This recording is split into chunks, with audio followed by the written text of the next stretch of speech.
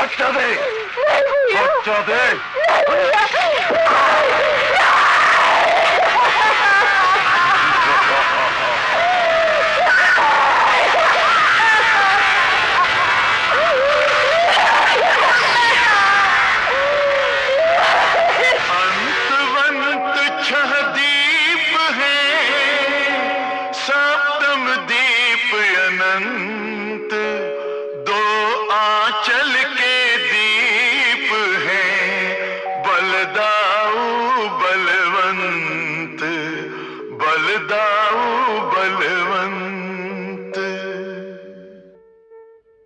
क्या सोच रही हो देवकी? यही कि इस गर्भ में पल रहे बच्चे की भी अवश्य हत्या होगी। मैं भी कैसी मां हूं, एक के बाद एक 6 पुत्रों की हत्या मेरी आंखों के सामने हुई और मैं अभी तक जीवित हूं। 8वें पुत्र की प्रतीक्षा में। अब सहा नहीं जाता। इसीलिए आज मैं तुम्हारा गर्भ लेने आई हूं। मेरा गर्भ लेने आई हो? हाँ, अपना एक गर्भ मुझे सौंप कर तुम इसकी ओर से निश्चिंत हो जाओ। तुम्हारे इस पुत्र तक मैं कंस के हाथ कभी नहीं पहुंचने दूंगी। ले जाइए दीदी, मेरे पुत्र पर तुम्हारा अधिकार मुझसे कम नहीं। कान्हा जब यहाँ होता है हम उसे छेड़ते हैं, वो तिनकता है, हम उसे चिढ़ाते हैं, वो चिढ़ता है। पर सच तो ये है कि वो रोटमानी बहुत करता है। पर हमने तो दाऊ जी से कह दिया है कि कान्हा अब रोटमानी नहीं करेगा। हाँ, दाऊ जी ने कह दिया है कि कान्हा अब इधर उधर की करेगा तो वे उसे डांटेंगे। अरे तो चलो कान्हा को बुला लाए। हाँ, अब तो वो रूठा हुआ है, अब नहीं आएगा। अरे तो मना लेंगे। हाँ, और फिर दाऊ जी भी तो इधर है। अब देखते हैं कैसे खटपट करता है कान्हा। चलो चलो चलो चलो चलो चलो चलो हाँ, चलो। हाँ, चलो। ये श्रीधामा ही उत्पात की जड़ है। अरे ये तो मैं नहीं जानता, पर वो कान्हा का सच्चा प्रेमी है। कान्हा के बिना ना उसे इस करवट चैन, ना उसे उस करवट चैन।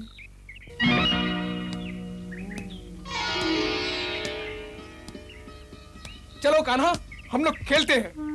हम नहीं खेलेंगे तुम्हारे साथ। अच्छा बाबा, तुम जीते हम हारे। अब तो चलो। अब मान भी जाओ कान्हा, इन सब का जी भी रख लो। चलो चलो ना कान्हा, चलो चलो चलो चलो चलो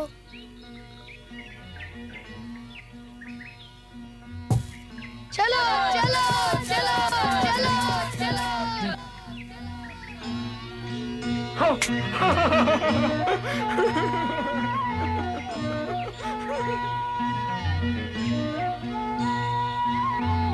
देखने का ना, अब की बार तू ही पिटेगा। अरे मैं पिट गया।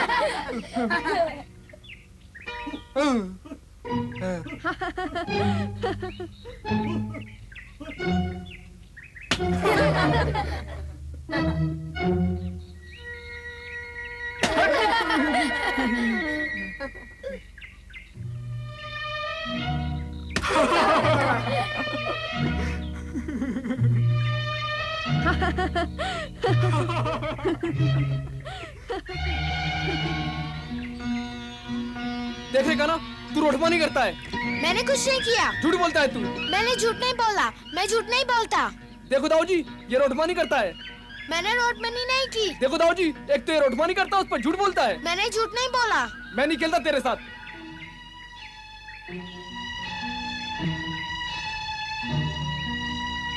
देखिए दाऊ जी, जीवित मक्खी निकलवा रहा है।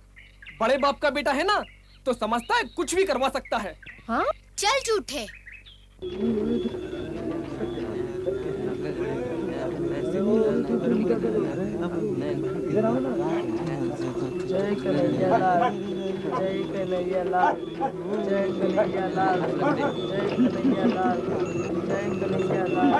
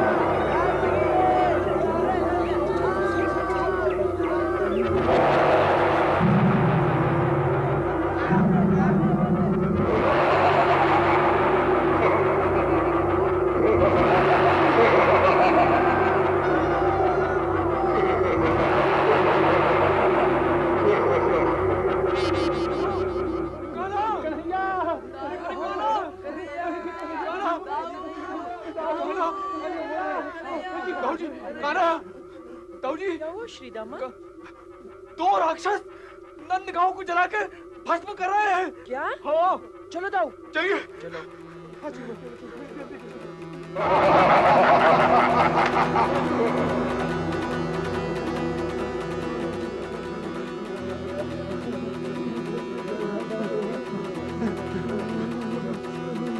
वो देखो आग लगी सब जगह। कितने घर जला दिए। देखो कुछ भस्म किए जा रहे हैं।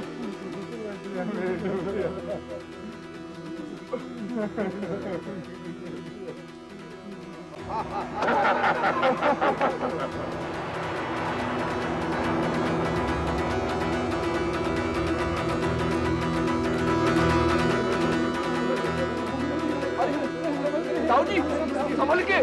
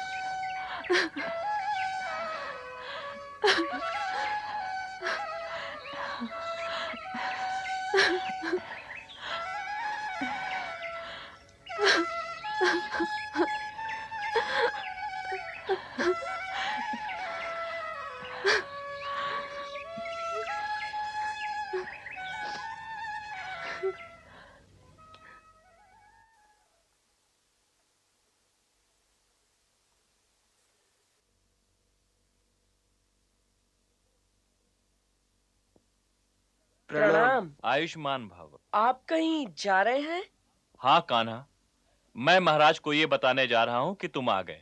अवश्य बताइए, परंतु आपकी आज्ञा हो तो मैं दाऊ के संग जाकर मथुरा नगरी देखा हूँ। अवश्य देखा हो, परंतु ये ध्यान रहे कुमार कि ये नंदगांव नहीं है। पता नहीं लोग तुम्हारी चपलता की भाषा समझ पाएंगे या नहीं, इसलिए अपने दाऊ का हाथ न छोड़ना। मैंने आज तक दाऊ का हाथ छोड़ा ही नहीं।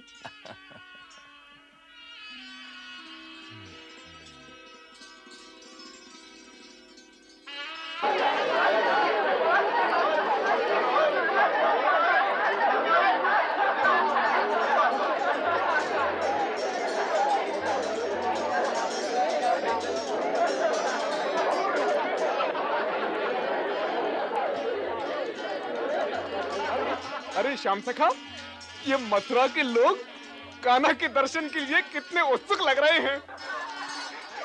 ये पुष्प कुंज कितना मनोहारी है।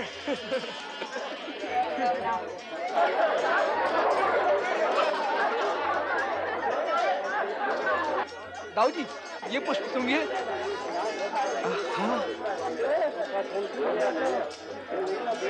अरे ओ बबुआ, अरे जरा हमको भी दर्शन करा दो भैया। अरे भीड़ बहुत है काका। अरे हमारी घरवाली कहती थी ये दो छोरे ऐसे लगते हैं जैसे राम लखन की जोड़ी। अरे भैया, जो आंखें उनके दर्शन कर रही हैं, उनके पास जीभ नहीं, और जो जीभ बोल रही है उसके पास आंखें नहीं हैं।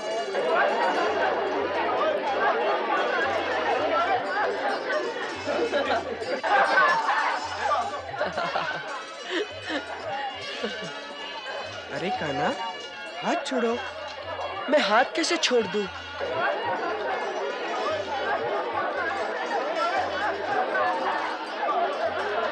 अरे दाऊ, वो देखो, वो कुबड़ी लड़की दिखाई देती है ना, जो थाली में चंदन का लेप लिए खड़ी है।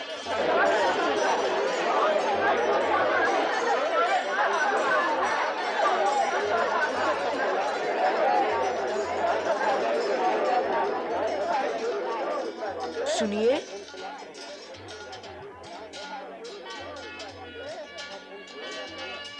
चंदन का थोड़ा सा लेप मुझे दोगी सुंदरी?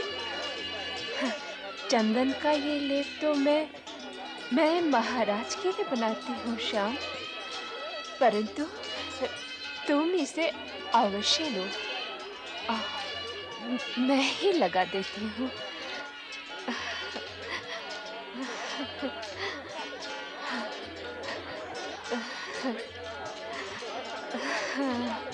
धन्यवाद। परंतु तुम छुपकर क्यों चलती हो?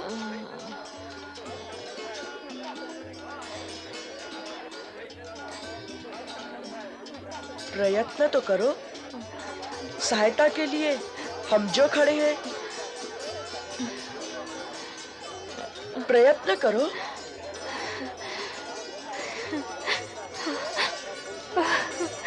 हाँ, प्रयत्न करो।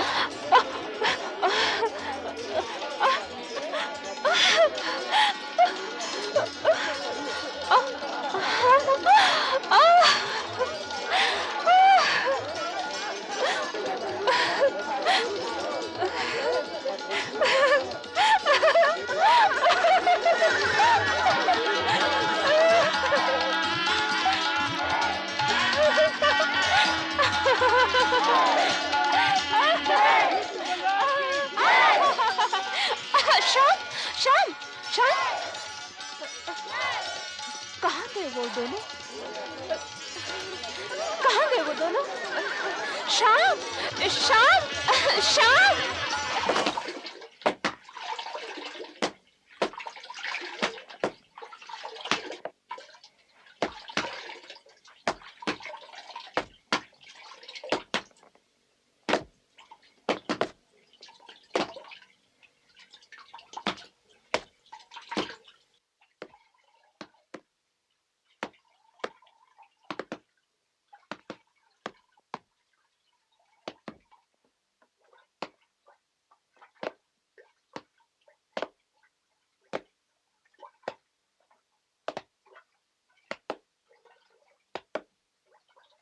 धोबी जी,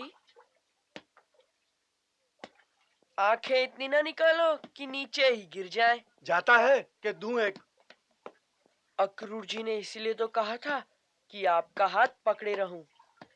आदरणीय धोबी जी, ये सब सुंदर वस्त्र किसके हैं? राजभवन के सिवा किसके हो सकते हैं? एक एक जोड़ा हम दोनों भाइयों को देने की कृपा करेंगे आप? जमुना जी के जल में अपना मुंह देख छोरा, महाराज के वस्त्र पहनेगा। अरे छोरा, इधर आ, मैं बताता हूँ तुम्हें।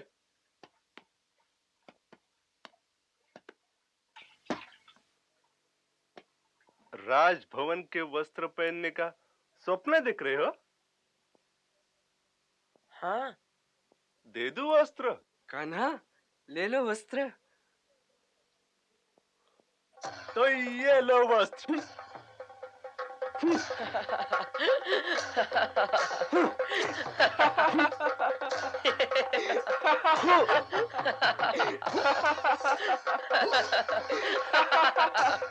अब मृत्यु लीला होगी। जैसी जिसकी कामना, जैसी भावना, लीला वैसी ही होती है। तुम्हारी इच्छा अवश्य पूरी होगी। मृत्यु लीला। अच्छा कान्हा, इन्हें मृत्यु लीला का वरदान दे दो।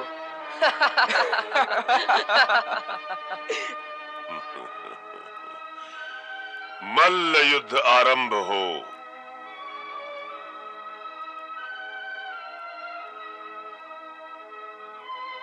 मल्ल युद्ध आरंभ हो।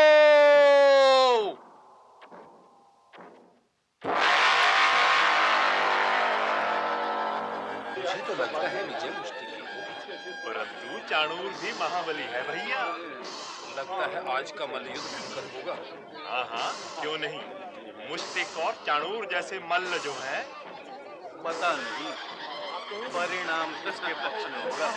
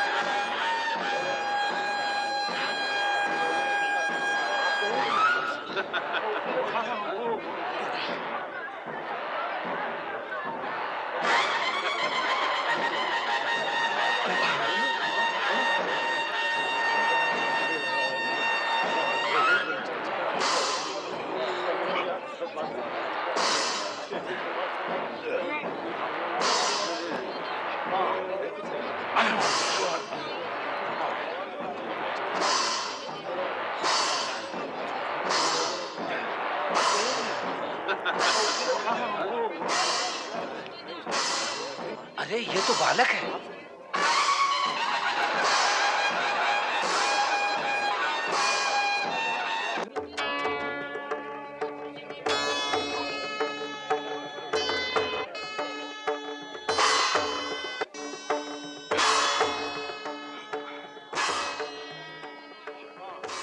ये तो अन्याय है।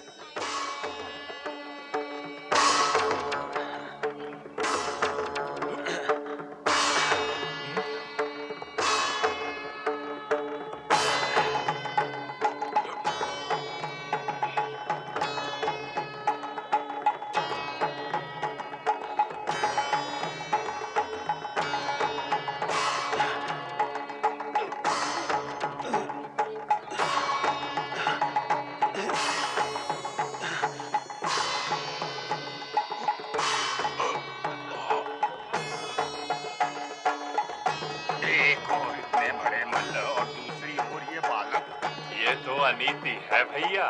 भैया ये बालक भी चमत्कारी हैं।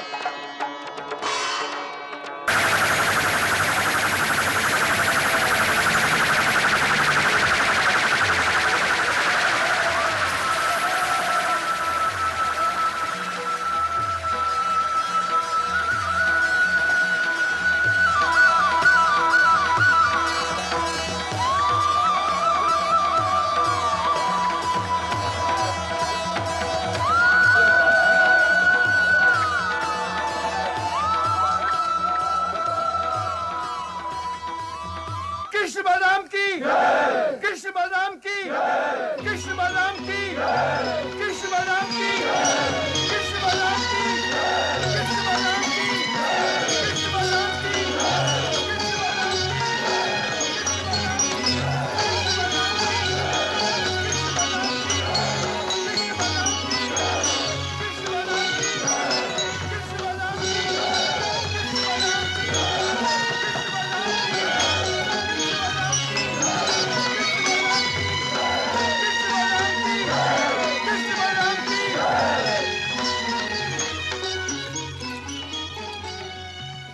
यदि कृष्ण और बलराम ठीक समय पर ना गए होते तो मथुरा की पराजय आज निश्चित थी। तो मथुरा पर इन दोनों का एक और ऋण चढ़ गया। क्षमा चाहता हूं महाराज, परंतु मातृभूमि कभी ऋणी नहीं होती। और यदि कोई ये सोचे कि उसने या उसके परिवार ने मातृभूमि पर कोई उपकार किया है तो ये उसकी भूल है। मैंने जो किया वही मेरा कर्तव्य था, और आज के पश्चात भी मैं जो करूंगा वो केवल अपने कर्तव्य पालन ही के लिए करूंगा। विजय के इस क्षण में मैं ये कहना चाहता हूं कि मगध नरेश जरासंध फिर आक्रमण करेंगे। तो इसमें चिंतित होने की क्या आवश्यकता है? यदुवंशियों को यूं मगध नरेश से घबराना शोभा नहीं देता। मैं बलराम से सहमत हूं महाराज। फिर भी हमें कृष्ण की बात तो सुननी ही चाहिए। हम ये कैसे भूल सकते हैं कि ये देवकी का 8वां पुत्र है, जो मथुरा को ही नहीं बल्कि पूरी ब्रजभूमि को कंस से मुक्त दिलाने के लिए आया है। परंतु मथुरा तो कंस से मुक्त हो गई है महाराज। तो ये जरासंध क्या है, और ये बार बार मथुरा पर आक्रमण क्यों कर रहा है? अभी ये युद्ध समाप्त नहीं हुआ है महाराज। मैं पिताश्री से सहमत हूं महाराज। यदि वो युद्ध अभी समाप्त नहीं हुआ है पिताश्री, तो जरासंध को आने दीजिए। इस बार वो युद्ध समाप्त ही कर देते हैं। वीर पुरुष को युद्ध के लिए इतना उतावला नहीं होना चाहिए दाऊ। बलबीर की तो पहचान ही वो है कि वो आवश्यक और अनावश्यक युद्ध का अंतर समझ सकता है। अनावश्यक युद्ध तो केवल अभिमानी करते हैं। तो क्या हम मगध नरेश जरासंध के पास ये प्रार्थना लेकर जाएं पुत्र कि युद्ध में हमारे हाथों पराजय तो अवश्य हुई, परंतु हम पर दया करो, हम लड़ना नहीं चाहते। यदि ये कहने से युद्ध टल जाए तो ये कहने में भी क्षति नहीं है पिताश्री। ये तुम क्या कह रहे हो वासुदेव कृष्ण? क्या हम यदुवंशी उस जरासंध के आगे घुटने टेक दें? नहीं, घुटने तो केवल कायर टेकते हैं। तो ये मैं कैसे कह सकता हूं? अपनी रक्षा के लिए, राष्ट्र की रक्षा के लिए लड़ना तो हमारा कर्तव्य है। तो तुम कह क्या रहे हो? कभी तो दो बोल सीधे बोल लिया करो। मेरा प्रस्ताव यह है कि हम यदुवंशियों को मथुरा छोड़ देनी चाहिए। हम मथुरा नहीं छोड़ेंगे। हाँ, मथुरा नहीं छोड़ेंगे।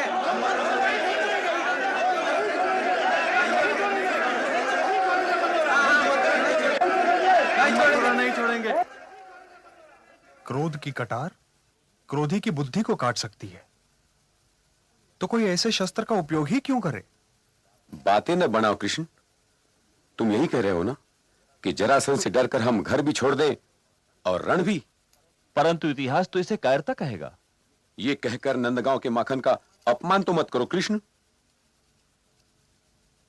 ये कहकर मैं नंदगांव के माखन का अपमान नहीं कर रहा हूं दाऊ, उसकी रक्षा कर रहा हूं। मगध नरेश की लड़ाई तो मुझसे है ना कि मैंने मामा कंस का वध किया। उनकी 2 पुत्रियां तो मेरे कारण विधवा हुई हैं।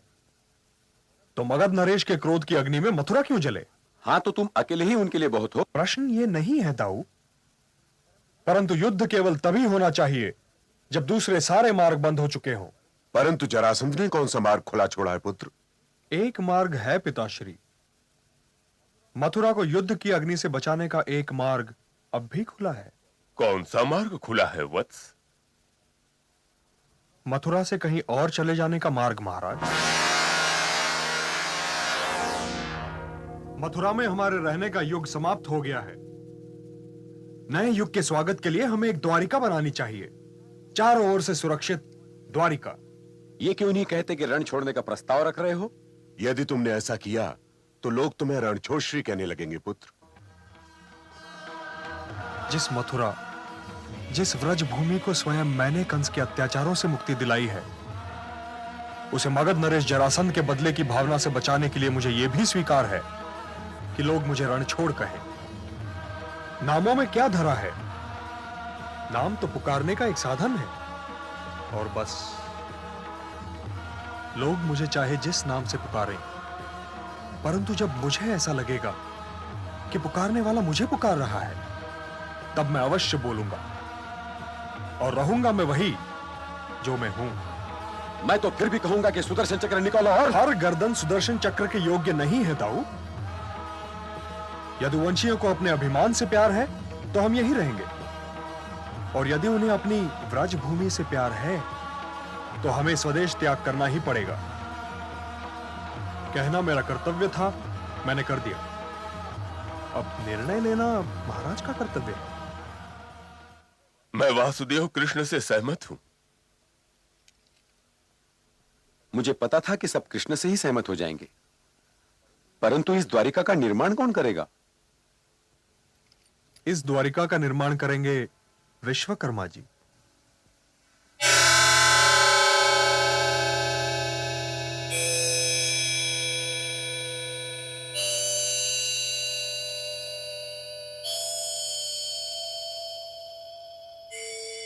मैं महाराज उग्रसेन की ओर से आपका स्वागत करता हूं विश्वकर्मा जी।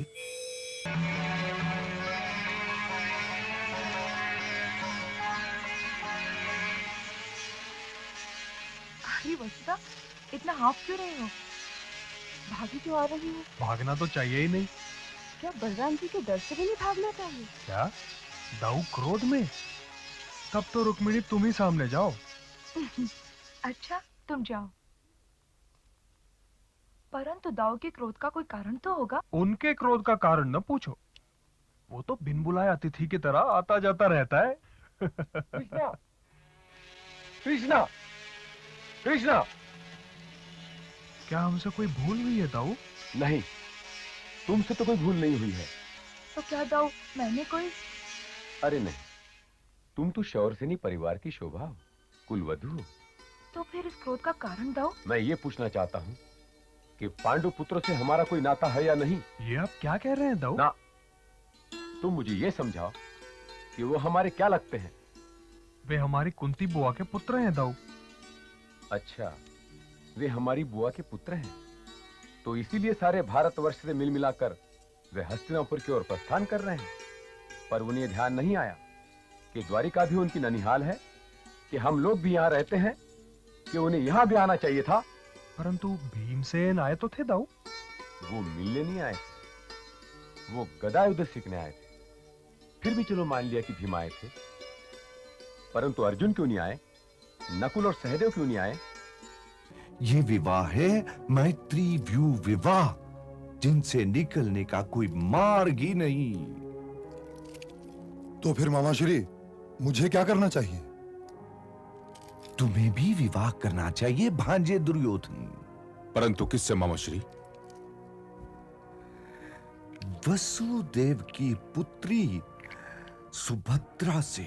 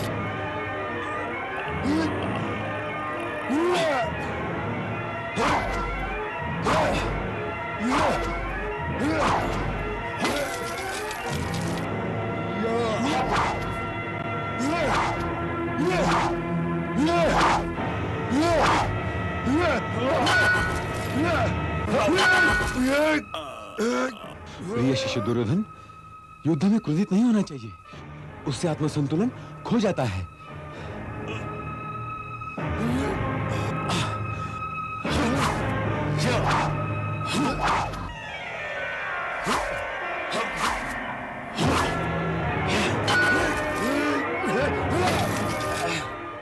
क्यों दाऊ, कैसी रही?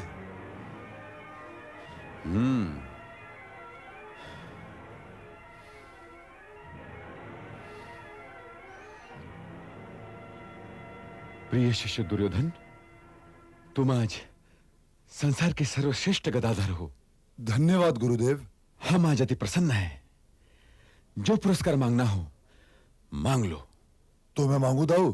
हाँ अनुज, मांग लो। तो मैं सुभद्रा का हाथ मांगता हूं दाऊ। कि जब भी वो अपनी पुत्री की ओर देखती हैं, वो उन्हें सयानी ही दिखती है। और पिताओं में सबसे बड़ा दोष ये होता है कि उन्हें अपनी पुत्री कभी सयानी दिखाई नहीं देती। किंतु सुभद्रा तो अभी न किंतु न विंतु। कल मैंने स्वयं अपनी आंखों से देखा कि वह दर्पण के सामने बैठी मुस्कुरा रही थी। और यदि कन्या दर्पण को देख देख मुस्कुराने लगे तो उस मुस्कान को वर्षा ऋतु की पहली सौदामिनी समझना चाहिए। परंतु देवकी, सुभद्रा कोई साधारण कन्या नहीं है, वो तो पिताओं में दूसरा दोष ये भी होता है कि उन्हें अपनी कन्या कभी साधारण दिखाई नहीं देती। चलो माना कि वो विशेष कन्या है, तो क्या भारतवर्ष में विशेष युवकों का अकाल है? और तनिक मुझे भी तो उसकी विशेषताएं बताइए। उसकी सबसे बड़ी विशेषता तो यह है देवकी कि वो कृष्ण की चहेती है।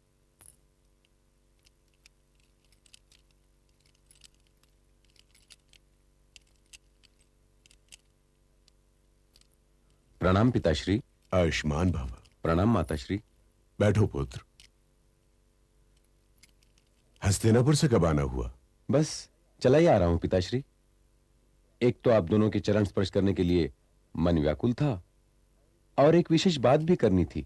बात क्या इतनी विशेष थी पुत्र कि स्नान के बाद तनिक विश्राम तक भी नहीं रुक सकती थी?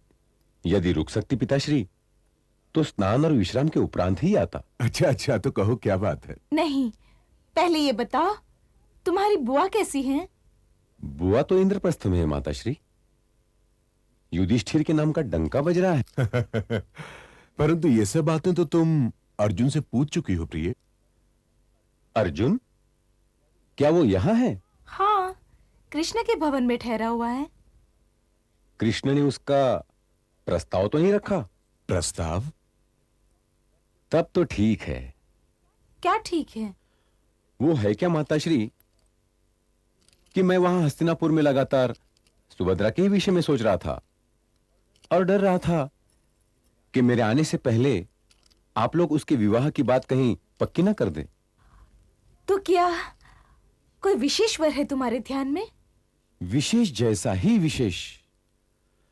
वो तो ऐसा है माताश्री कि आज सारा भारतवर्ष उसी की ओर देख रहा है। अच्छा, ऐसा कौन है? ऐसा तो एक ही है पिताश्री। परंतु वो है कौन? हस्तिनापुर का युवराज महारथी दुर्योधन। मेरा शिष्य भी है। परंतु? और स्वयं उसी ने मुझसे विनती की है माताश्री। परंतु कुंती दीदी को ये अच्छा लगेगा? बुरा क्यों लगने लगा? राज्य के विभाजन के पश्चात तो अब कोई झगड़ा रह ही नहीं गया है माताश्री। परंतु विभाजन तो किसी समस्या का समाधान नहीं है पुत्र, क्योंकि विभाजन ने तो दोनों की ही सीमाओं को छोटा कर दिया है, और सीमाएं घटने से कोई संतुष्ट नहीं होता। परंतु मैंने तो दुर्योधन को लगभग वचन दे दिया है पिताश्री। अब तुमने वचन दे दिया है तो प्रणाम दाऊ।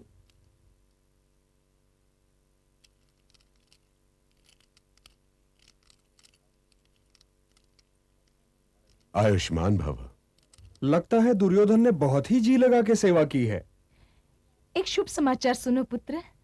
बलराम ने तुम्हारी चहेती सुभद्रा के लिए बहुत ही अच्छा वर खोज लिया है। हाँ कृष्ण, बधाई हो। मैं जानता था माताश्री कि दाऊ इतने दिनों के पश्चात आए हैं, तो सभी के लिए कोई न कोई उपहार तो अवश्य ले आएंगे। मेरे लिए आप क्या ले आए दाऊ? देख लिया पिताश्री, बात चल रही थी सुभद्रा के लगन की और ये अपने को बीच में घसीट लाया। ये यात्रा तुम्हारी नहीं, उसकी है। जैसे आपकी आज्ञा।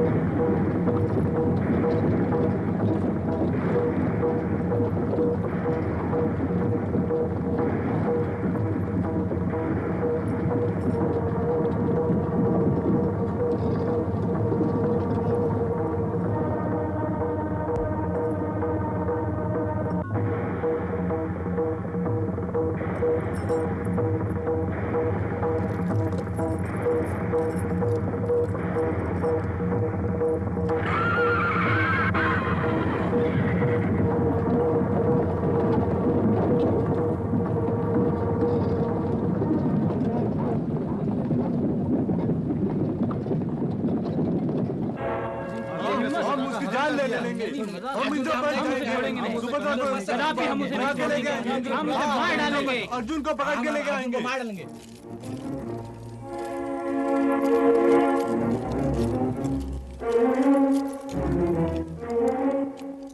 द्वारिका के उद्धाव कुंती पुत्र अर्जुन ने अतिथि मर्यादा का उल्लंघन करते हुए हमारी बहन सुभद्रा का हरण किया है। यदि उसका पीछा करते हुए हमें इंद्रप्रस्थ जाना पड़े तो हम इंद्रप्रस्थ जाएंगे। हम अवश्य जाएंगे।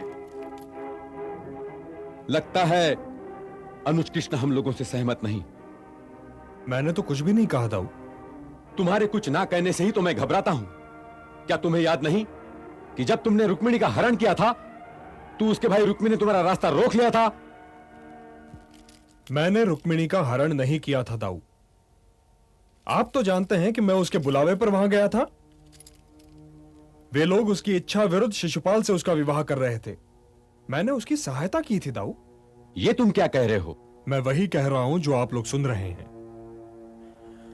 कहीं ऐसा तो नहीं दाऊ कि सुभद्रा की इच्छा विरुद्ध जो आप उसका विवाह दुर्योधन से करने की योजना बना रहे थे उसका उसे पता चल गया हो और उसने अर्जुन से सहायता मांगी हो? और सुभद्रा को किसने बताया कि मैं दुर्योधन से उसके विवाह पर विचार कर रहा हूं? और तुम्हें किसने बताया कि वो दुर्योधन से विवाह नहीं करना चाहती? मुझे स्वयं सुभद्रा ने बताया दाऊ कि वो दुर्योधन से विवाह नहीं करना चाहती। और उसे ये किसने बताया? मैंने। जब ये सुखद समाचार मैंने सुना तो मैंने सोचा कि सुभद्रा को तो बता ही देना चाहिए, इसलिए मैंने जगाकर उसे बताया। अच्छा, जगाकर बताया? जी दाऊ। तो उसने तुमसे क्यों सहायता नहीं मांगी? मैंने तो साफ कह दिया कि दाऊ दुर्योधन को वचन दे चुके हैं, इसमें मैं कुछ नहीं कर सकता। तो उसने अर्जुन से कब सहायता मांगी? उसका संदेशा लेकर अर्जुन के पास कौन गया? और अर्जुन को ये किसने बताया कि वो पूजा के लिए जा रही है? इन सब प्रश्नों के उत्तर तो स्वयं सुभद्रा ही दे सकती है दाऊ, परंतु ये तो स्वयं उसके अंगरक्षकों ने मुझे बताया है कि जब अर्जुन ने उसे अपने रथ पर उठा लिया था तो उसने अपने अंगरक्षकों को सहायता के लिए नहीं पुकारा था। और एक ने तो यहां तक कहा था दाऊ कि वही स्वयं अर्जुन की सारथी भी थी। तो क्या इसका अर्थ यह नहीं हुआ दाऊ कि यदि हरण हुआ है तो अर्जुन ने सुभद्रा हरण नहीं किया, बल्कि सुभद्रा ने अर्जुन हरण किया है? अर्जुन ने जिस थाली में खाया है उसी में उसने छेद किया है। उसने हमारे आतिथ्य का अपमान किया है कृष्ण, मैं ये सहन नहीं कर सकता। उसने अपनी मृत्यु को आमंत्रित किया है। हम इस अपमान को पचा नहीं सकते। मैं आप लोगों के साथ हूं, परंतु पहले दाऊ मेरे इस प्रश्न का उत्तर दें कि रुक्मिणी हरण में इन्होंने और इनके साथ साथ आप सभी लोगों ने मेरा साथ क्यों दिया था? स्वयं दाऊ जिन पांडवों की सेवा भावना का बखान करते नहीं थकते, क्या उनमें से कोई भला अपनी बुआ के घर का अपमान कर सकता है? सच पूछिए तो अर्जुन ने हमारा मान बढ़ाया है। द्रौपदी स्वयंवर में कर्ण भी मत्स्य का भेद कर सकता था, तो ऐसे स्वयंवरों का अर्थ क्या है? पुत्री कोई पशु नहीं है जो पुरस्कार बनाकर किसी को दे दिया जाए। वो कोई वस्तु नहीं है जो हारी या जीती जा सके। अर्जुन ने हमारी विवाह प्रथा का यह दोष देखा और सुभद्रा हरण द्वारा हमारे मान की रक्षा की। हमें तो उसका आभारी होना चाहिए। और इस नाते में खोट क्या है? पार्थ पांडु पुत्र है, द्रोण शिष्य है, सर्वश्रेष्ठ धनुर्धर है। योद्धाओं की इस भीड़ में क्या कोई ऐसा है जो अर्जुन की मित्रता ना चाहता हो? आप लोगों को प्रतीक्षा कराने के लिए मैं आपका क्षमा प्रार्थी हूं सज्जनों। कोई बात नहीं महाराज, आइए स्थान ग्रहण कीजिए।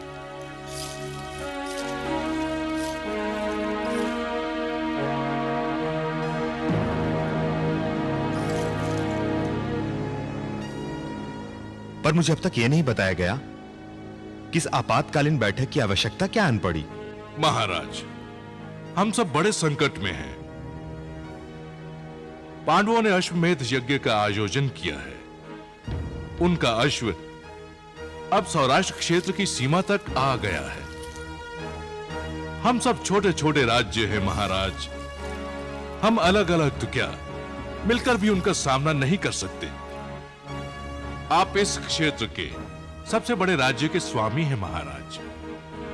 हमने सोचा यदि हम सब आपके छत्र तले इकट्ठा हो जाएं, तो हमारी शक्ति भी बढ़ सकती है और आपकी अगवानी में हम कोई राह भी सोच सकेंगे। इसमें सोचने की क्या बात है? यदि कोई हमसे युद्ध करना चाहता हो तो हम उसे निराश तो नहीं कर सकते। हम उसे नतमस्तक होकर अपना राज्य और अपना अस्तित्व भेंट तो नहीं कर सकते। यदि वो सीमा पर आ ही गए हैं तो हमारी खड़ग, हमारी गदा और हमारे धनुष बाण उनका वहीं पर स्वागत करेंगे। किंतु उनकी ओर से कोई प्रस्ताव आया है? वो चाहते क्या हैं?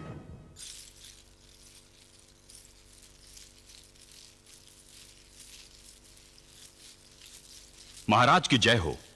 पांडु पुत्र युवराज भीम और अर्जुन आपसे मिलने की अनुमति चाहते हैं महाराज। उन्हें ले आओ।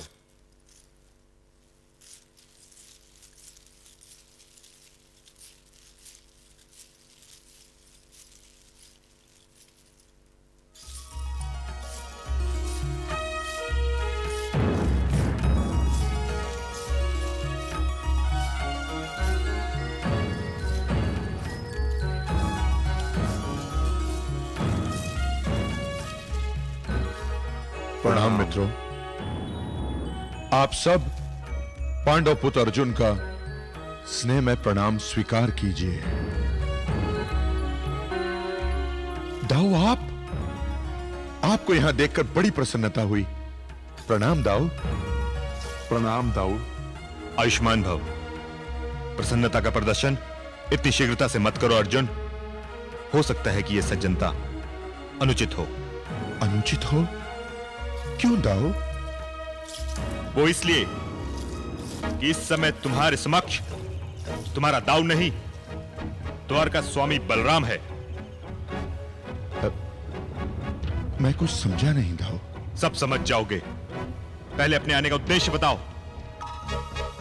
दाऊ, मैं पांडवों की ओर से शांति संदेश लेकर आया हूं और मैं चाहता हूं कि सारा देश एक हो जाए। इस देश को एक करना चाहते हो या हमारा अस्तित्व मिटाना चाहते हो? तुम लोग सौराष्ट्र क्षेत्र के छोटे छोटे राज्यों को हड़पना चाहते हो? नहीं दाऊ, नहीं, यह सत्य नहीं है दाऊ। हम तो केवल वासुदेव के आदेश का पालन करके यहां शांति और एकता स्थापित करने आए हैं। कन्हैया की बात मत करो। वो तो इतना निर्मल हृदय है कि कोई भी चिकनी चुपड़ी बातें करके उसका मन मोह सकता है। अवश्य तुमने भी शांति का ढोंग रचाकर उसको फुसला लिया होगा और वो भोला भाला तुम्हारी बातों में आ गया होगा। बिल्कुल उचित बात कही आपने। पांडवों के शांति संदेश के पीछे इनकी महत्वाकांक्षा छिपी हुई है, किंतु पांडव भूल गए यदि उनके साथ श्री कृष्ण हैं, तो हमारे साथ भी महाराज बलराम हैं, जो उनके ज्येष्ठ भ्राता है। हम किसी से भयभीत होने वाले नहीं हैं। दाऊ, आप मेरे गुरु हैं और हम सबसे भली भांति परिचित हैं। आप ही इन सबको समझाइए कि हम किसी को भयभीत करने नहीं आए। यदि भयभीत करने नहीं आए हो तो इतनी बड़ी सेना लेकर आने की क्या आवश्यकता थी? और यह भी जान लो कि यदि तुम युद्ध करना चाहते हो तो समझ लो कि युद्ध की घोषणा हो गई। नहीं ताऊ नहीं, हम युद्ध करने नहीं आए। युद्ध करने नहीं आए हो तो हम सबका समय क्यों नष्ट कर रहे हो? अपनी सेनाएं लेकर हमारी सीमाओं से निकल जाओ। दाऊ, इतने क्रोधित ना होइए दाऊ, हमारा विश्वास कीजिए। हम तो केशव की ओर से शांति और अहिंसा का संदेश लेकर आए हैं दाऊ। हमें कुछ नहीं सुनना। ठीक है दाऊ, यदि आप चाहते हैं कि ये देश एक ना हो सके तो हम जा रहे हैं। धर्मराज युधिष्ठिर ने कहा था कि अश्वमेध यज्ञ हो या ना हो, किंतु युद्ध नहीं होगा।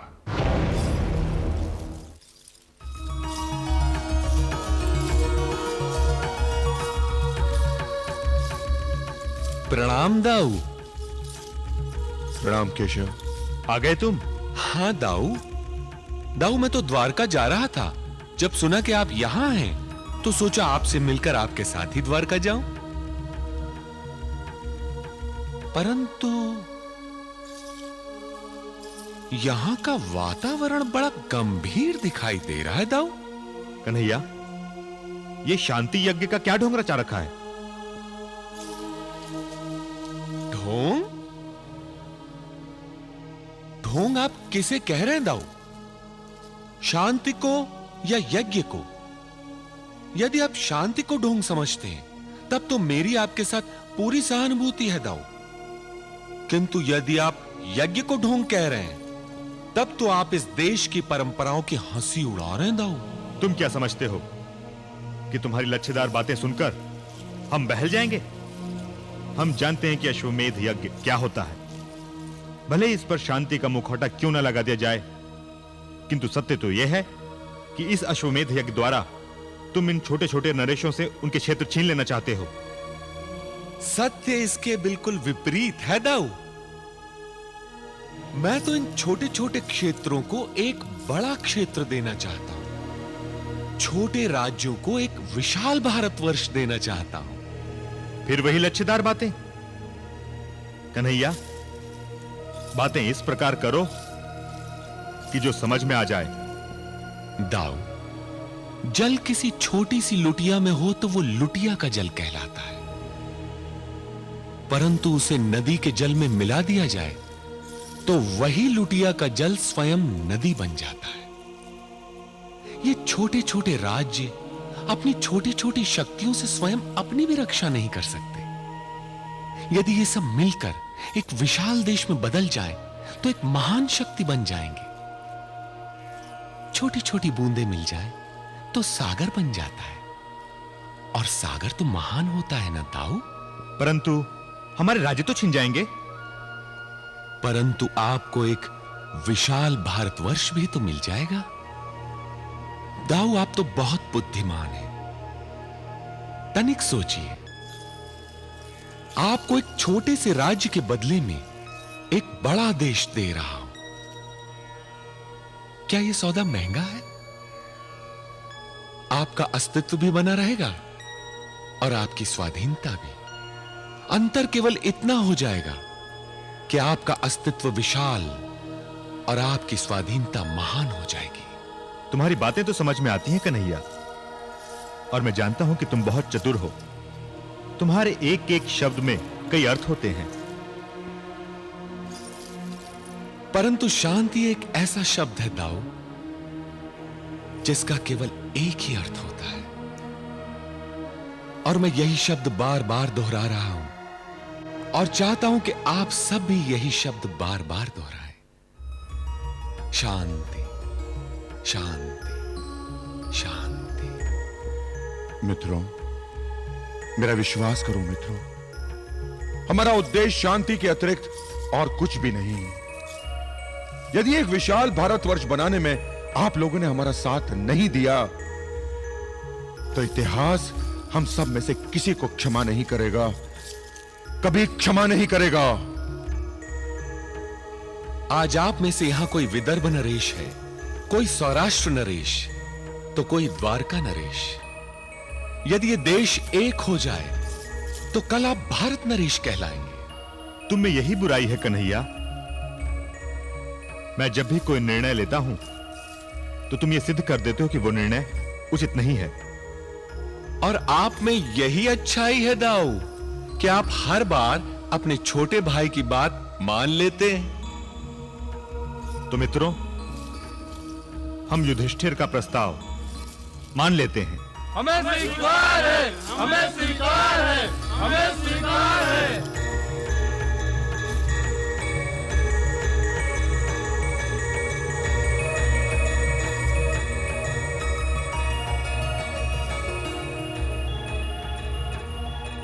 विजयी भव।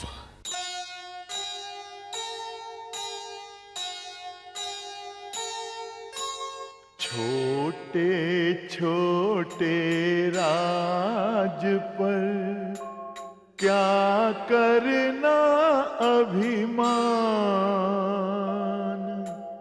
जब आ जाए एकता तब हो देश महान,